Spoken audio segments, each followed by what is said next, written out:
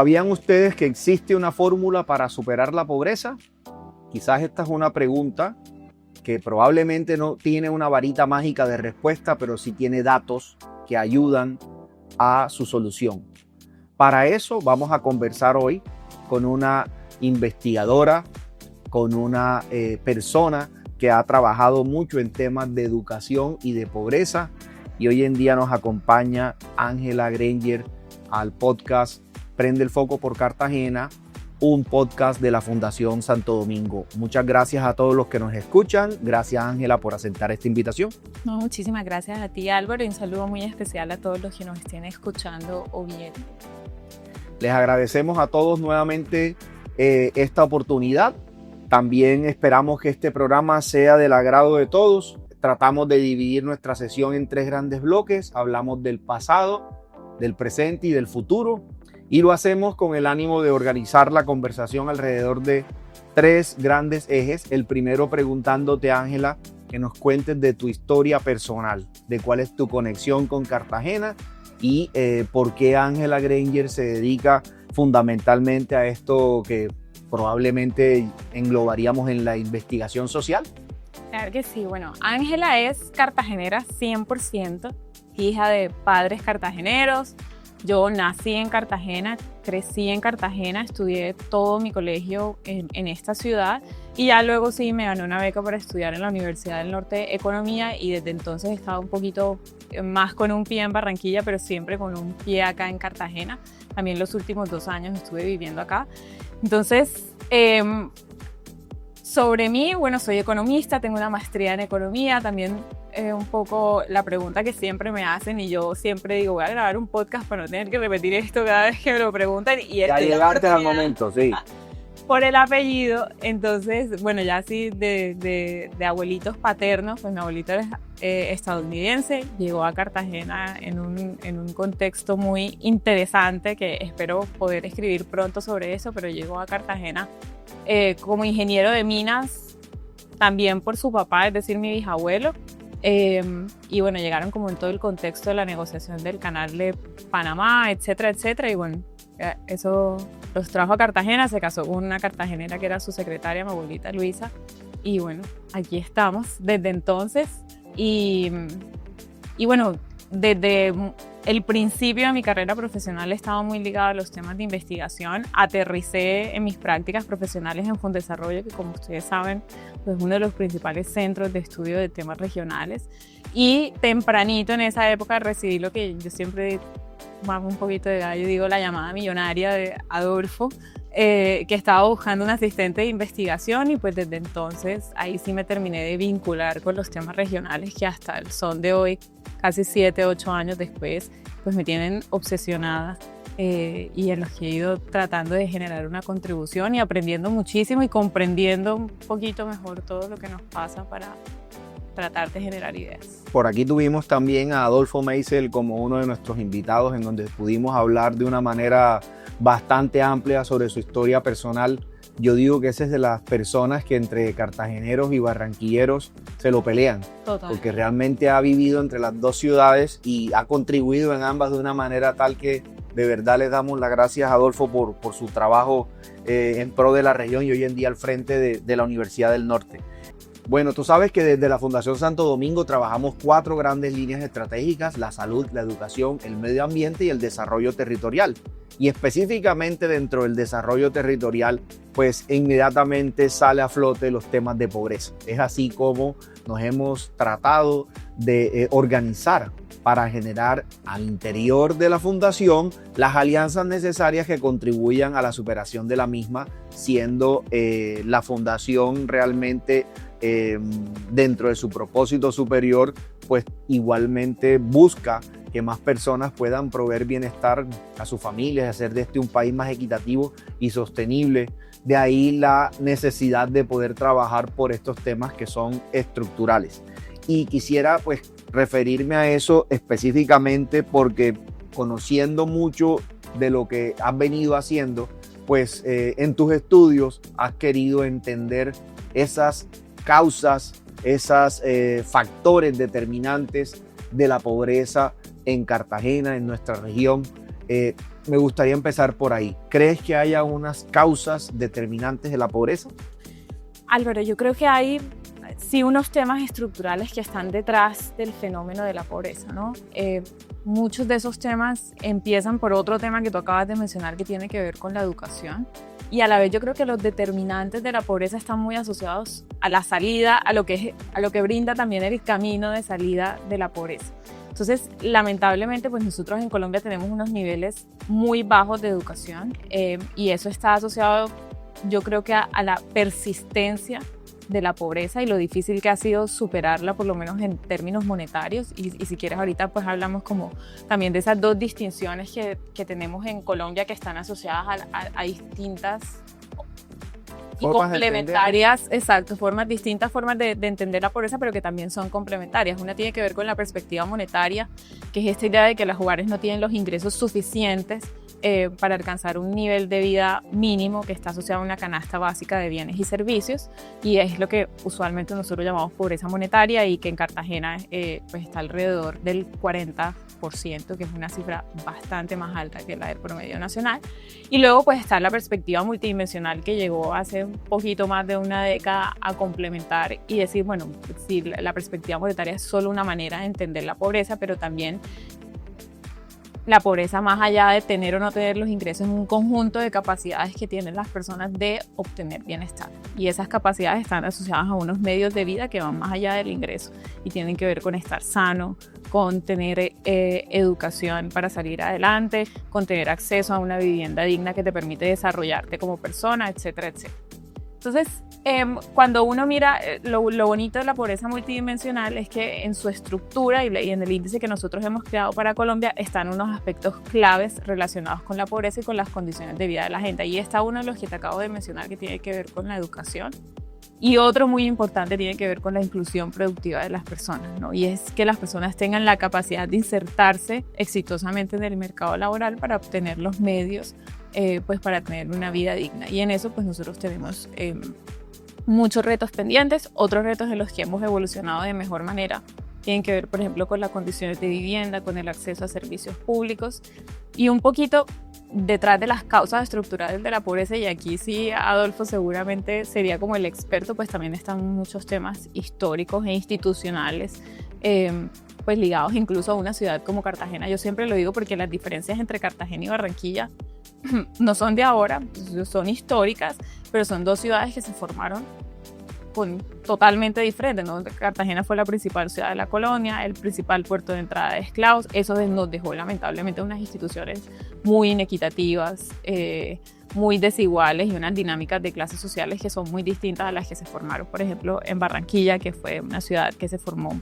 con mucha más migración internacional, árabe, italiana, alemana, y pues fueron unas instituciones distintas. Entonces eso es... Ahí me haces acordar de dos temas. El primero es que en una conversación que tuvimos con María Teresa Ripoll nos hacía referencia precisamente a que efectivamente la importancia de Cartagena en épocas de la colonia, una vez pasa y viene la retoma por parte de los españoles, la ciudad con que más fuerza atacaron los españoles fue Cartagena, y obviamente el resultado al final fue un deterioro completo de la economía de la ciudad. E igualmente decía ella entonces que ese deterioro ha persistido durante muchos años, y la diferencia en la base empresarial se mantuvo hacia adelante y obviamente no permite que sea un jalonador. Pero me quiero devolver a lo que tú mencionabas hace un rato sobre la pobreza multidimensional. Digamos que desde el enfoque clásico tiene 5 grandes dimensiones, ¿no? Y la fórmula tiende a simplemente establecer un peso equitativo para cada una de esas dimensiones. Sin embargo, sentiría uno que hay unos factores dentro de esas 5 dimensiones que pesan más que otros. El enfoque más clásico es el de la educación. ¿tú estarías de acuerdo con que si nosotros de pronto le asignáramos en la solución un peso mucho mayor a la educación, pudiéramos revertir esas causas estructurales, o definitivamente hay que trabajar en las 5 dimensiones? No, yo estoy de acuerdo que la educación es lo prioritario y yo siempre saco la bandera de la educación y hemos tenido como esta discusión en muchos ámbitos, y a mí no me da miedo decir que para mí el capital humano y la educación está en la base de la transformación social que nosotros aspiramos y queremos construir. Pues ya luego, si eso debe aumentar un poco la discusión técnica ya sobre el índice de pobreza multidimensional, puede ser mucho más complicada. Eso suele ser una decisión normativa, porque darle pesos distintos a las dimensiones es muy difícil de argumentar y de llegar a un consenso. Entonces, digamos que la salida fácil es decir, bueno, vamos a darle a todas estas dimensiones un peso equivalente, y dentro de cada dimensión también a cada indicador un peso equivalente, pero yo creo que en la práctica definitivamente la educación está en la base, y yo creo que también está... Sí, o sea, ahora que he venido últimamente pensando como en unos temas que están saliendo a reducir sobre las dificultades que hay para generar inclusión productiva y sobre las cifras de informalidad, y bueno, recientemente también salieron las nuevas cifras del 2024 de pobreza multidimensional, me convenzco cada vez más que no hacer el trabajo que hemos necesitado hacer en materia de educación es también lo que nos ha permitido que avancemos en otras materias que están relacionadas. ¿Y creerías tú que, a pesar de que el reconocimiento general de que educación es muy importante, pudiera uno decir que es de las más desatendidas? Total, no. Y a mí no se me olvida una frase que dijo una vez Alejandro Gaviria. Yo no me acuerdo si fue en un debate presidencial cuando él se lanzó a campaña, y él decía que hay un acuerdo de mediocridad sobre el tema de educación entre padres, docentes y estudiantes. Y yo creo que cuando tú le preguntas a un padre de familia qué es lo más importante para sus hijos, pues creo que la gran mayoría estará de acuerdo en decir que reciban una educación. Está dentro de las prioridades o dentro de las cosas que ellos quieren heredar a los hijos. Pero como ha sido como tan ampliamente aceptados los bajos niveles o la baja calidad de la educación que estamos acostumbrados a recibir, pues también hay bajas exigencias o expectativas sobre lo que esa educación debería proporcionar.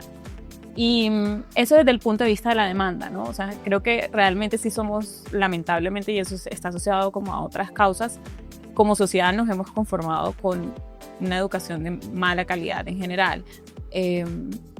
Pero, y desde el punto de vista de la oferta o desde los gobernantes, claro, no hay voluntad política sobre los temas de educación porque encuentran mejores retornos en otras dinámicas, pero yo creo que estamos dando la pelea por esos temas. Yo lo he visto en Cartagena. Yo creo que, por ejemplo, ahí sí quiero destacar el rol que ha tomado el sector privado en Cartagena para poner estos temas sobre la mesa, para generar alianzas, para generar incidencia sobre la política pública, porque yo creo que eso es súper relevante para que podamos superar esa trampa de que sencillamente no hay voluntad política porque a los gobernantes no se pueden atribuir los resultados en educación, o son más difíciles de atribuir, y por lo tanto no les genera como capital político. Pero yo creo que poquito a poquito estamos derribando un poquito ese mito.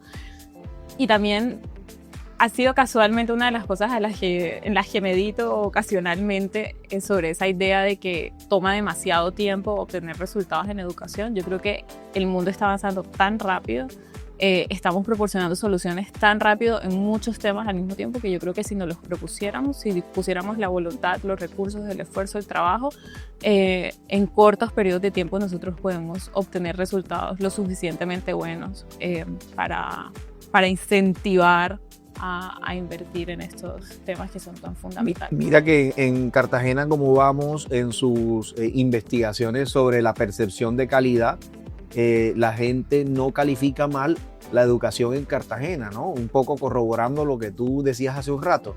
Pero cuando uno quiere mirar ¿y por qué no la califican mal? Porque básicamente están, creo yo, o comparándose con ellos mismos que probablemente no tuvieron la oportunidad de ir a un colegio, o simplemente porque están siendo recibidos en una institución educativa y ya equiparan eso a tener una buena educación. Sin embargo, cuando uno mira la estadística, se encuentra que Cartagena ocupa lugares poco deseados para una ciudad como esta. En el resultado académico muestra eso de que efectivamente tenemos todavía mucho que hacer.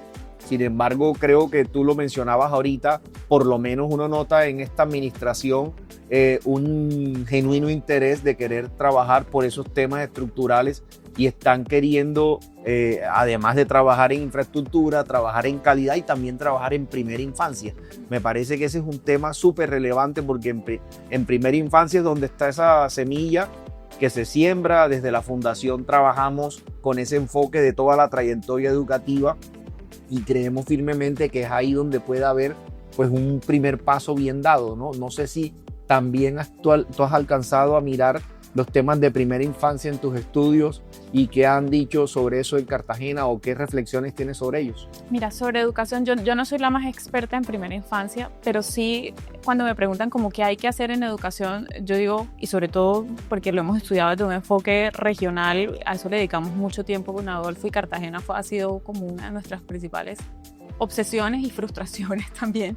Y es verdad, antes quiero hacer como un apunte a lo que tú decías, uno no es tan consciente de lo mal que está la ciudad en términos de calidad. Yo creo que eso está asociado a que la vara es muy baja en algunos casos y también a que hay mucha desigualdad, ¿no? Entonces no quiere decir que en Cartagena no haya educación de calidad, sino que la educación de calidad la acceden unos pocos y la gran mayoría accede a una educación que es de muy baja calidad.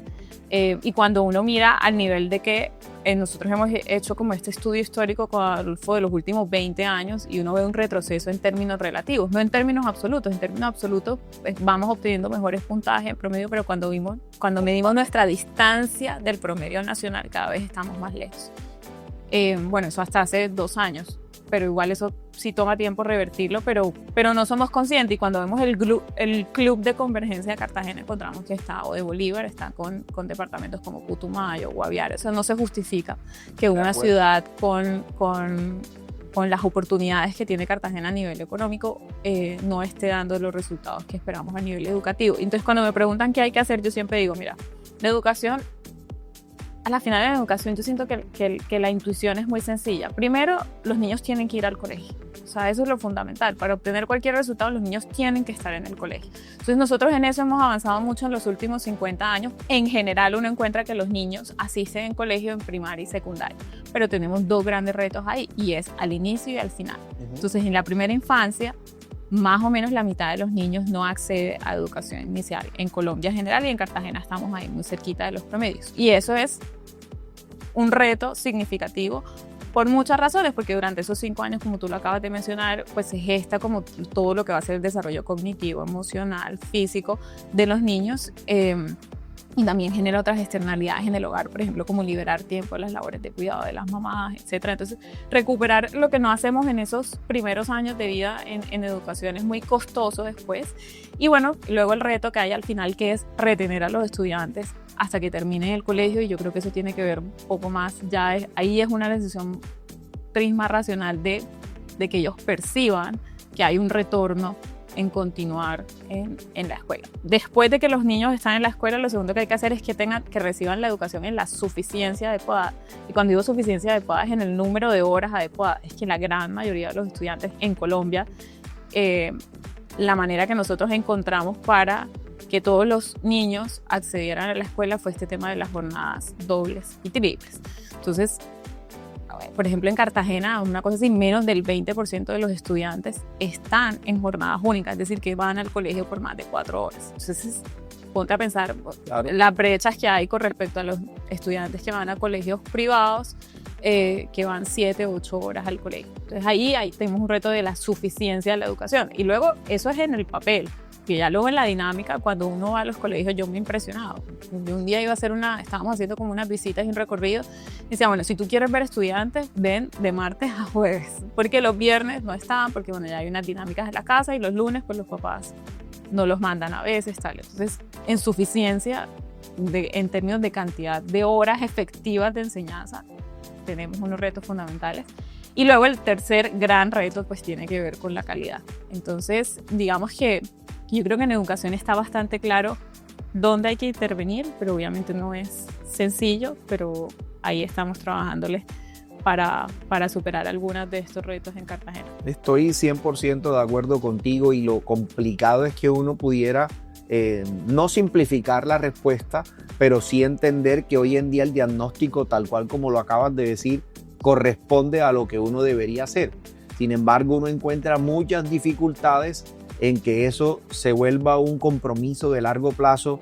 Y no sé si la respuesta también la hayas dicho tú, que sea el que la educación es difícil que tenga réditos políticos de corto plazo y por ende no se emprenden esas causas de largo plazo. Pero creo que tú también lo decías, el sector privado ahí cumple un papel fundamental. Existen muchas organizaciones o varias organizaciones mejor en la ciudad, como lo es la Fundación Santo Domingo, pero también como lo hace el colectivo Trazo, que trabajamos en conjunto por incidir en políticas públicas, pero sobre todo poder coadyuvar a que todo el sistema educativo realmente se articula alrededor de esos mismos propósitos. Y me parece que en eso hay un consenso del tipo de cosas que hay que hacer, sino que el tamaño del problema es tan grande que igual las soluciones, si no les damos un vuelco sustancialmente diferente, pues tampoco se van a alcanzar a ver ni siquiera en un mediano plazo. Y me refiero yo a que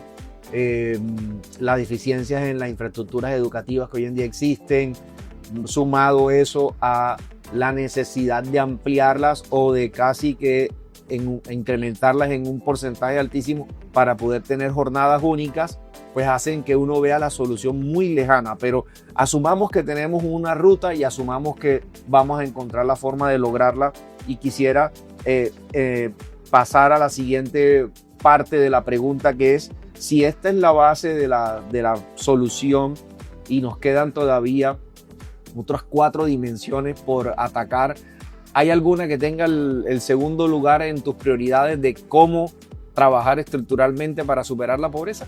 Sí, no, yo creo que definitivamente tiene que ver con el tema de la inclusión productiva. Y antes de ir a la inclusión productiva, un pequeño caveat sobre lo que tú estabas diciendo, que el tamaño del problema es tan grande, pero hemos avanzado tanto en reconocer el problema, en diagnosticarlo, en ver qué funciona. O sea, no es tan difícil pensar en las soluciones en educación como ha sido pensar en soluciones para un tema, por ejemplo, como el de la informalidad, que en ese no hemos avanzado tanto como hemos avanzado en educación, pero yo sí creo que es fundamental ese consenso sobre la prioridad que debe tener la educación en la política pública, en la labor que hacen las empresas, y en eso sí creo que nosotros hemos avanzado en Cartagena en los últimos años, y eso es un logro importante, y yo tengo la esperanza de que esto nos guíe a seguir dándole el tema, pero además darle la prioridad que corresponde, porque no es suficiente decir que estamos haciendo cosas en educación, no, es que hay que ponerlo dentro de las prioridades que tenemos como ciudad y dentro de nuestros planes de inversión de los próximos años, etc. Entonces, si yo tuviese que escoger un segundo tema prioritario, tiene que ver con la inclusión productiva.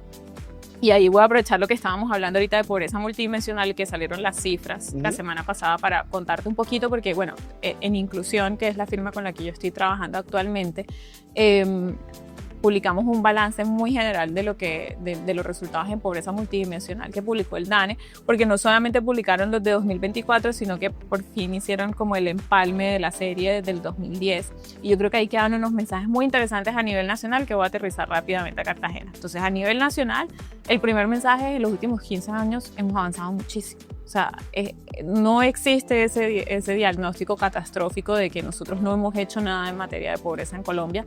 Eso no es verdad ni en los últimos 20 años, ni en lo corrido del siglo, ni en general. Pero los datos del DANE muestran eso, y de hecho hemos avanzado muchísimo, porque la pobreza multidimensional a nivel nacional en los últimos 15 años se redujo a la mitad. Y ese avance en las zonas urbanas fue incluso mayor, porque se redujo a una tercera parte. Quiere decir, venimos avanzando. Y algunos de los logros más asociados a ese avance tienen que ver con los logros en materia de educación, con los logros en materia de salud y con los logros en materia de condiciones de la vivienda y condiciones de la niñez también. Hemos tenido logros importantes, no quiere decir que no tengamos retos pendientes, pero que en estas dimensiones hemos avanzado pues a una velocidad que nos ha permitido conseguir estos logros. ¿Cuáles siguen siendo nuestro principal reto? Inclusión productiva, que se refleja a través de la informalidad. Entonces, en Cartagena sigue vigente esa misma conclusión. Nosotros tenemos en la costa en general niveles de informalidad mucho más altos que los del resto del país, y el tema es que no hemos avanzado como a una velocidad que nos permita pensar que estamos en una senda de reducción de la informalidad. Y en Colombia en general hemos sido muy exitosos en la reducción de la pobreza por la vía de la inclusión social, es decir, dándole mejores condiciones de vida a la gente asociada a servicios públicos, condiciones de la vivienda, educación, salud, pero hemos avanzado más lento por la vía de la inclusión productiva, y por eso la pobreza multidimensional, si uno mira las series, ha disminuido mucho más aceleradamente que lo que ha disminuido la pobreza monetaria. Entonces, quiere decir que nuestro gran reto vigente sigue siendo el tema de la inclusión productiva, y cuando yo hablo de inclusión productiva es cómo le brindamos a las personas mecanismos no solamente para salir de la pobreza, sino para insertarse de manera sostenible en el mercado laboral. Y eso está muy atado pues a la formación de capital humano, pero yo diría que necesitamos todavía evolucionar más en las respuestas que damos a este. Y quiero destacar algo que leí en una columna hace poquito. Bueno, la columna decía algo así como los economistas no hemos sabido darle respuesta al tema de la informalidad y no hemos avanzado tanto en Colombia en ese tema. Yo no creo que la razón sea únicamente que los economistas no hemos dado con la respuesta, pero definitivamente no hemos avanzado en informalidad como hemos querido, y yo sí creo que parte de la razón tiene que ver con la manera como la hemos entendido en Colombia en general. Quisiera tomar lo que acabas de mencionar sobre inclusión productiva y desagregarlo en 3 grandes temas que yo creo que son relevantes y desde la Fundación también hemos venido buscando entenderlos y cómo contribuir. Y el primero es las brechas que existen entre educación y empleo, ¿no? Que no hay realmente en la ciudad un verdadero enfoque que permita, bueno, se está empezando a construir un enfoque que permita encontrar desde la demanda laboral la formación pertinente para llenar esas diferentes oportunidades, y lo contrario, también desde la misma formación, aquellas que generen una mejor oportunidad para los jóvenes dadas las oportunidades que ofrece el territorio. Ahí hay un trabajo por hacer y es el cierre de brechas entre educación y empleo. El otro tema sobre el cual creo yo que es una preocupación que se conecta con el tema de educación son los ninis. Esa cantidad de jóvenes que salen del sistema educativo al final de su ciclo formativo y que nunca más vuelven a él, realmente son personas que, por un lado, pues inmediatamente están prácticamente condenándose a un trabajo informal, a tener que solamente tener como opción de vida la informalidad. Y eso inmediatamente me lleva a pensar en el tercer factor, que es que quizás las estadísticas, no sé si, y yo no soy economista, pero me parece que cuando uno empieza a darle ciertas lecturas, y leía en una columna hace poco también, y escribíamos nosotros desde Prende el Foco otra en un medio de comunicación, que cuando uno habla de apenas un 10% de desempleo en una ciudad como Cartagena, pues tiende a pensar que 90 personas están trabajando, ¿no? De cada 100, y resulta que no, que eso apenas está midiendo un pedacito de la población, aquella que está buscando empleo, y que el grueso de la ciudad, casi que la mitad de la ciudad, se mantiene en una informalidad y por ende las oportunidades son muy escasas. Entonces, en esto de la inclusión productiva, a diferencia de lo que hablábamos con la educación, pareciera que las rutas no son tan claras, porque difícil pensar que por una decisión política se vaya inmediatamente a cambiar de informalidad a formalidad. Y por el contrario, uno lo que encuentra es que probablemente esas políticas, muchas de ellas están concentradas precisamente en ese trabajo formal y no entender que la informalidad es el grueso, quizás es un reto que todos tenemos. Total, no, Álvaro, mucho contenido en esto que acabas de decir. A ver, ¿por dónde empiezo a reaccionar? Voy a empezar un poquito de atrás, de adelante hacia atrás. Entonces, definitivamente sí, el fenómeno de la inclusión productiva es un poquito más complejo. De hecho, hace poquito salieron unas cifras que se había como reducido, yo no recuerdo bien, no puedo estar equivocando, pero se había reducido el desempleo en Cartagena, pero lo que estaba detrás de esa reducción no era un incremento del número de personas ocupadas, sino una disminución del número de personas que estaban buscando empleo, es decir, había aumentado la inactividad. Exactamente. Y la inactividad, entonces, hay un fenómeno que hay detrás de la inactividad puede haber, por ejemplo, mujeres saliendo del mercado laboral porque entonces tienen mayor carga en el hogar o sencillamente cansancio, ¿no? Ya he buscado tanto empleo que si a mí en una encuesta me preguntan si estoy buscando, ya yo no estoy buscando, ya decidí dedicarme a las labores del hogar o a hacer otra cosa, y eso es un problema porque nosotros necesitamos gente activamente produciendo en el mercado laboral, como todos lo sabemos, pero además yo diría que lo que hay detrás son también algunos aspectos que tú acabaste de mencionar. Entonces, por ejemplo, está el tema de la pertinencia. Y está el tema también de que esa informalidad y que esas condiciones en el mercado laboral son más graves para algunos grupos poblacionales en específico. Y quiero hablar, por ejemplo, de lo que tú mencionaste de los ninis, los jóvenes que no están ni estudiando ni trabajando, y las mujeres. Entonces, el desempleo es mucho más alto entre las mujeres que entre los hombres. Y además, cuando uno mira a los jóvenes entre 15 y 29 años, que en Cartagena no están ni estudiando ni trabajando, son 1 de cada 4. Es decir, 1 de cada 4 jóvenes entre 15 y 29 años no está ni en el mercado laboral ni está estudiando. Y eso es una problemática no solamente de Cartagena, eso es un reto que nosotros tenemos como país. Y yo diría que lo que está detrás de eso también son algunas cosas que tú acabaste de mencionar. Entonces, la principal para mí es que la educación sin calidad genera posibilidades reducidas de insertarse exitosamente en el mercado laboral y de brindar una salida hacia la movilidad social. Entonces, la calidad tiene que estar en la base de la educación, y la calidad es nuestro gran reto en materia de educación en Colombia. Nosotros, como lo dije antes, lo hicimos muy bien en materia de acceso. Tenemos a los niños en el colegio, pero los niños no necesariamente están aprendiendo lo que tienen que aprender para tener una educación de calidad y que luego se inserten en el mercado laboral. Entonces, hay mucha desigualdad en esa educación que nosotros estamos recibiendo, y eso los resultados de eso lo estamos viendo en el mercado laboral, porque educación y el mercado laboral pues van de la mano. Y otro tema tiene que ver con lo que tú mencionabas de la educación para el trabajo. Y yo ahí quiero hacer una opinión que puede ser funable, como dirían en redes sociales. Porque yo leía un libro de Diego Asserman, que fue rector de la Universidad Nacional, que se llama Educación, no me acuerdo, pero es como Educación en Colombia, o la educación en Colombia. Y él decía que a él no le gustaba mucho ese término de educación para el trabajo cuando nos referimos como a los programas técnicos o tecnológicos, o esos programas cortos que te forman en un oficio en particular. Sí. Porque él decía, y entonces la educación de la universidad, ¿para qué es? Porque también es para trabajar, ¿no? Sino que no es para ejercer un oficio en particular, sino que es un concepto mucho más amplio que te da las herramientas para que tú puedas incluso evolucionar dentro de esos oficios.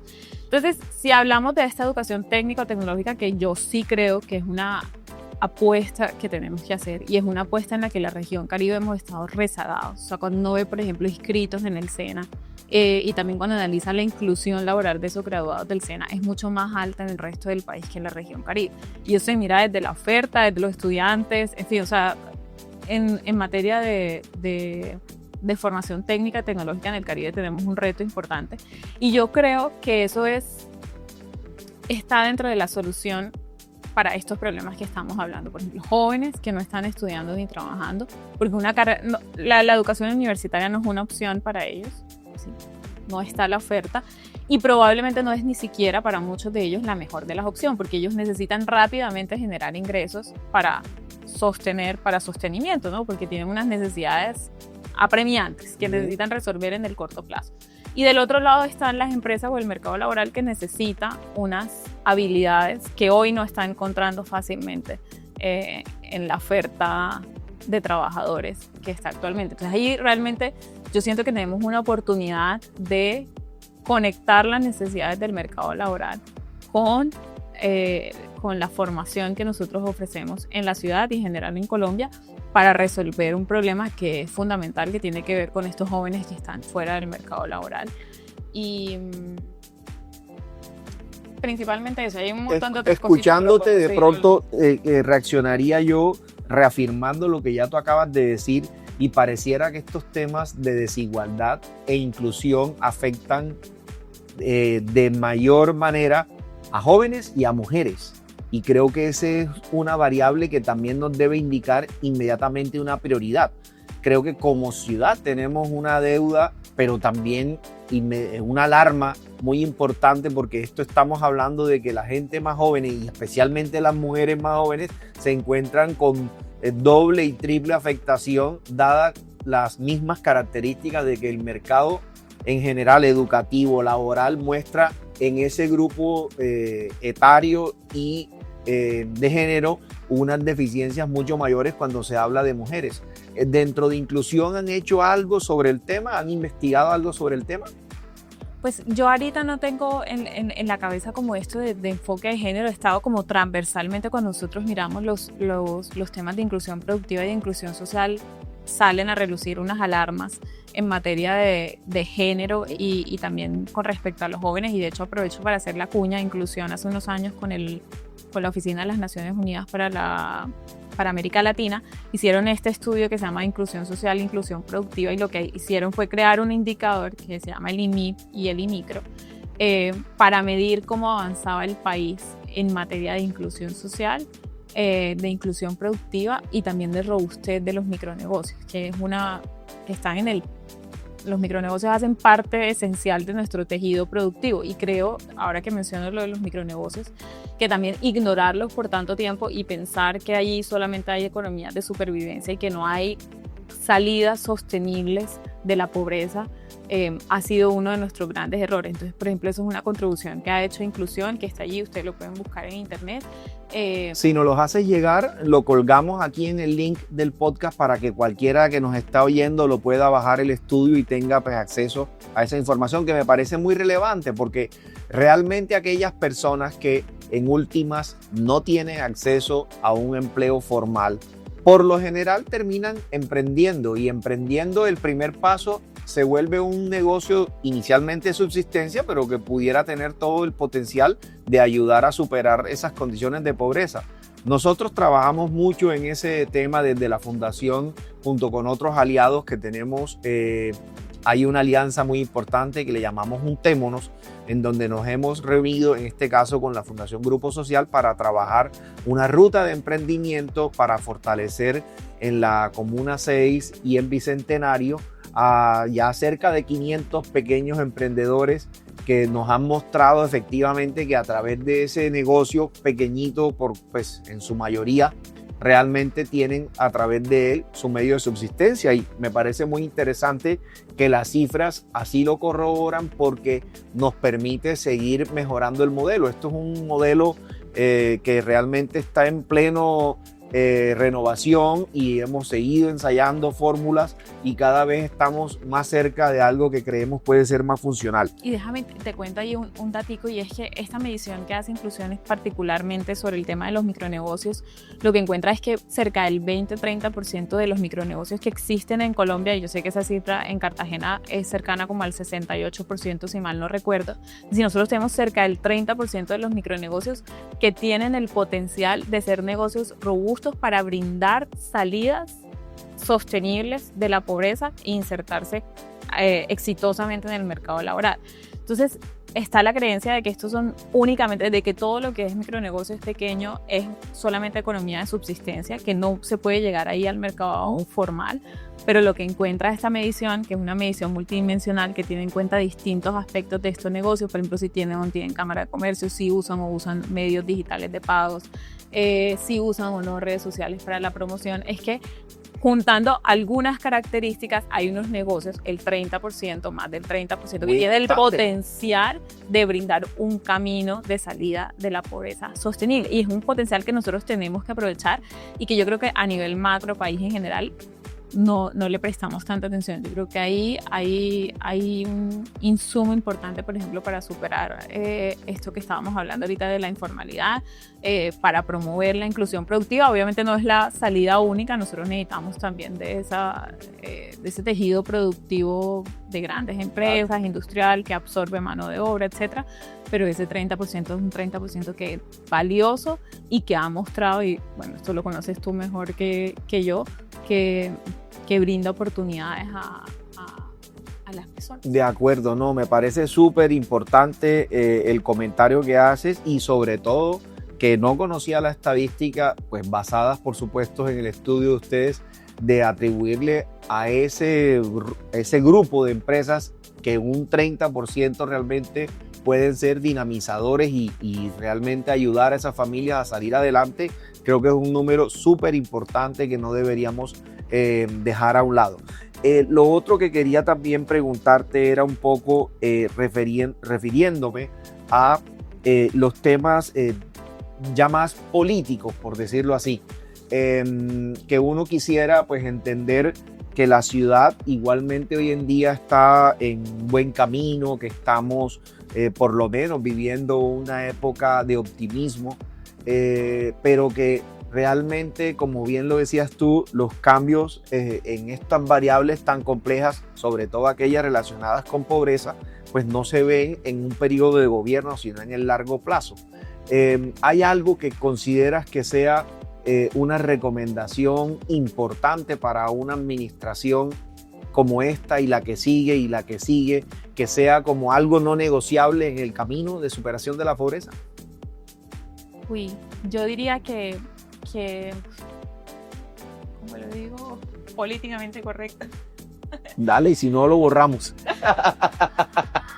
Censurado, ¿no?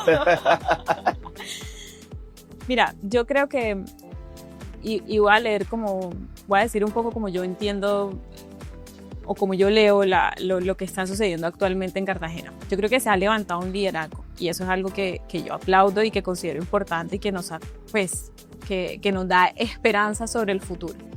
Pero yo creo también que estamos pensando en una transformación de ciudad y yo veo un camino claro para esa transformación de ciudad. Es decir, y yo creo que en algún momento creo que Jaime Bonet dijo eso, de hecho también en un programa contigo, como nosotros estamos siguiendo un poco el modelo barranquillero y todos hemos visto Barranquilla en los últimos 15, 20 años, cómo se ha transformado como ciudad.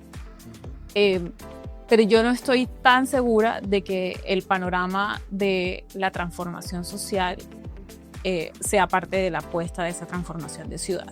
Entonces, si yo diría que hay algo que tenemos o que tengo para decirle a la actual administración o en general a los líderes de Cartagena, tanto del sector privado como del sector público y también la academia, nosotros tenemos un rol en esto, es que nosotros no podemos descuidar esa transformación social. Esa transformación social tiene que ser intencional.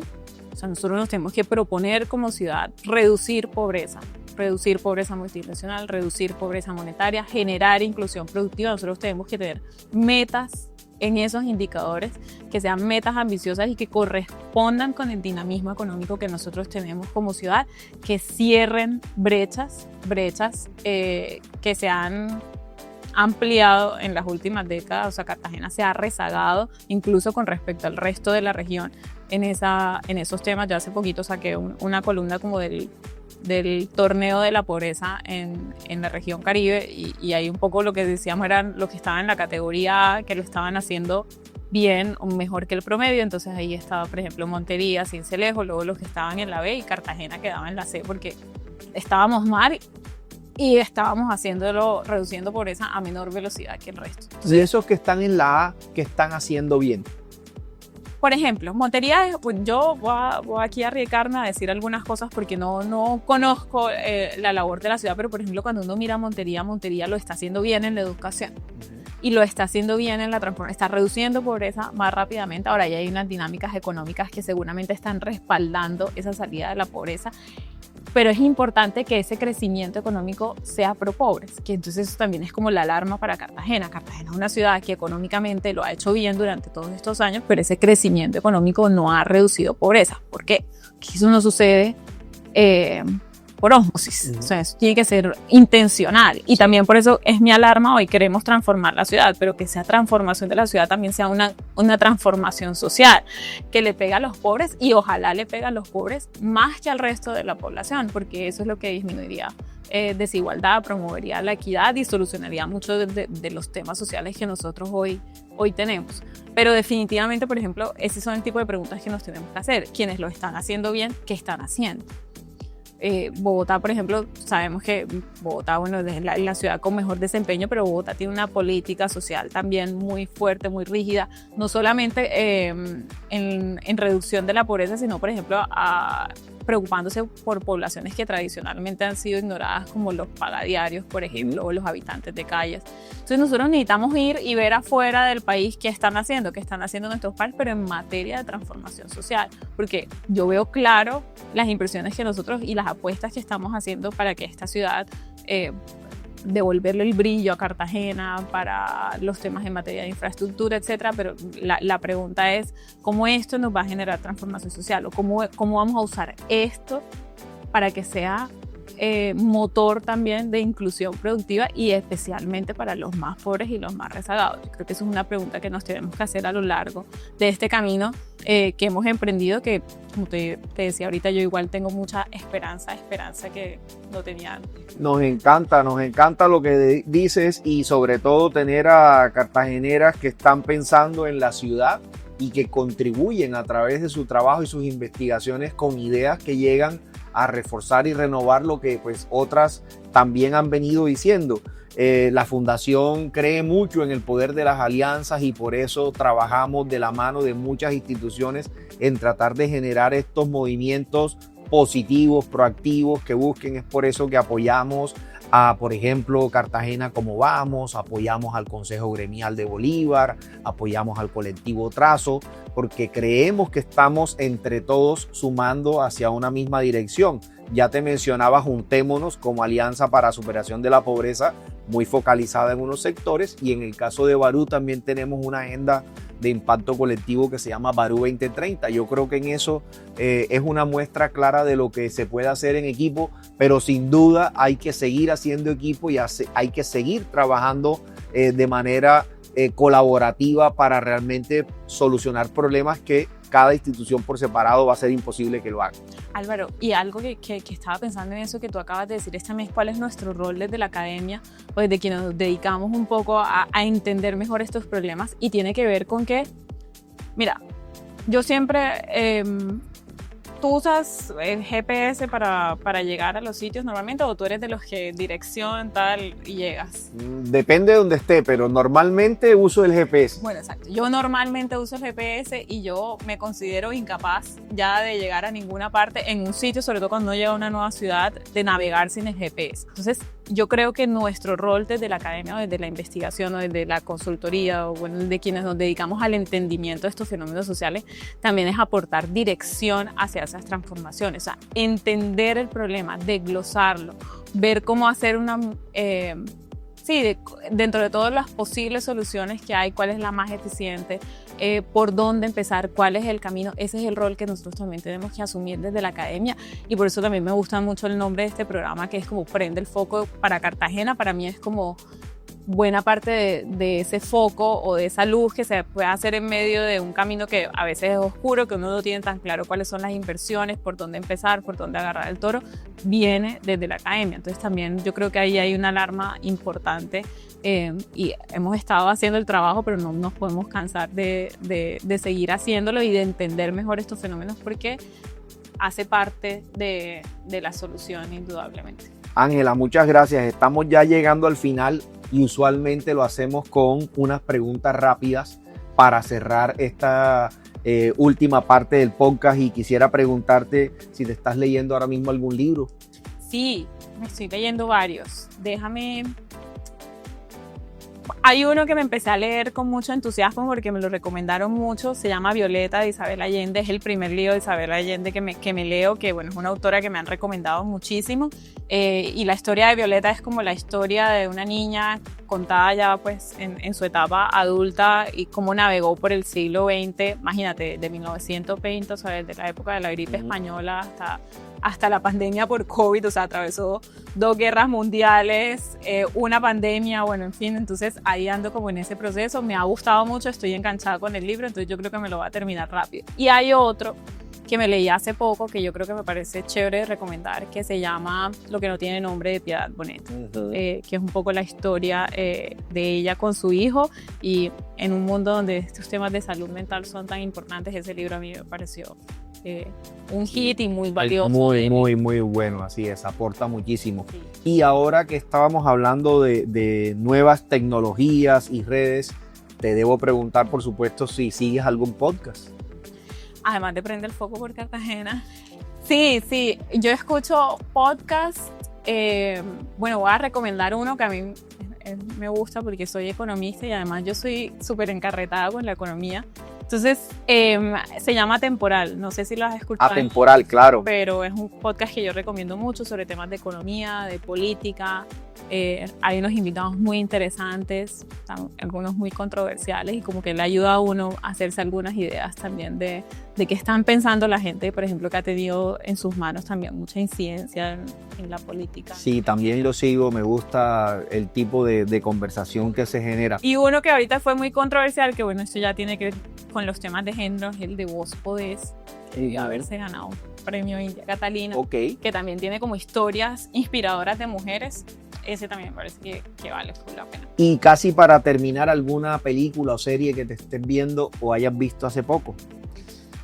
Hay una serie que me vi hace poco, un documental. Bueno, yo veo mucha cosa que solamente para distraer la mente, pero voy a decir una de las más interesantes que me vi, que sí un poco me explotó un poquito la cabeza. Creo que es como Sin Cerrojos, se llama en español, y es un documental de un experimento social que se hizo en Estados Unidos, que fue quitarle los cerrojos a las celdas en una cárcel de alta seguridad. No sabes que en las cárceles de alta seguridad usualmente los presos solamente pueden estar en el patio en determinados momentos, en determinadas horas. Este fue un experimento social, dejarle las puertas abiertas todo el tiempo y mirar un poco cómo se autorregulaban los presos y cuáles eran las dinámicas que surgían. Un documental espectacular. Bueno, y tienen 3 recomendaciones de nuestra invitada Ángela Granger, a quien le damos las gracias por habernos acompañado en esta edición de Prende el Foco. Y ahora sí cerramos con la última pregunta. Completa esta frase. En Cartagena debemos prender el foco por... En Cartagena debemos prender el foco por la inclusión productiva y la transformación social. Muchas gracias, Ángela. De verdad ha sido un placer tenerte en nuestro programa. Te agradecemos mucho este tiempo y esperamos que nuestros oyentes lo disfruten tanto como nosotros lo hemos hecho. Muchas gracias a todos. Gracias, Álvaro.